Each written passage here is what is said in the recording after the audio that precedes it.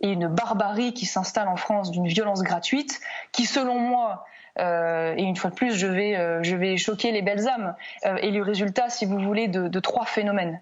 Le premier, c'est celui de l'immigration. Voilà, on peut se voiler la face autant qu'on veut.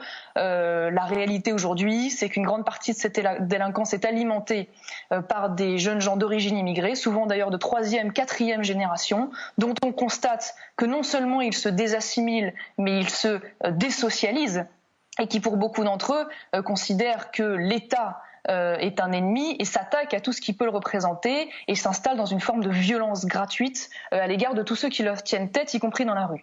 Voilà, ça c'est le premier phénomène et je pense que beaucoup trop de gens le taisent parce que c'est au cœur du problème. La deuxième chose, c'est la culture de l'excuse.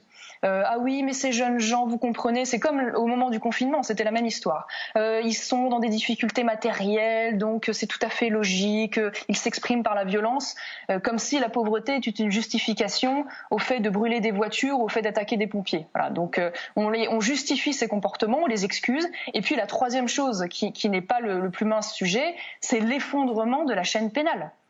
Je veux dire, aujourd'hui, nous avons une justice qui ne fonctionne plus, qui est sous-dotée en moyens, qui est enfermée par un cadre législatif trop laxiste et qui est d'ailleurs menée par des juges pour qui une partie d'entre eux adhèrent à une idéologie qui considère que finalement la prison c'est l'école du crime, si tant est qu'il y ait des places d'ailleurs en prison.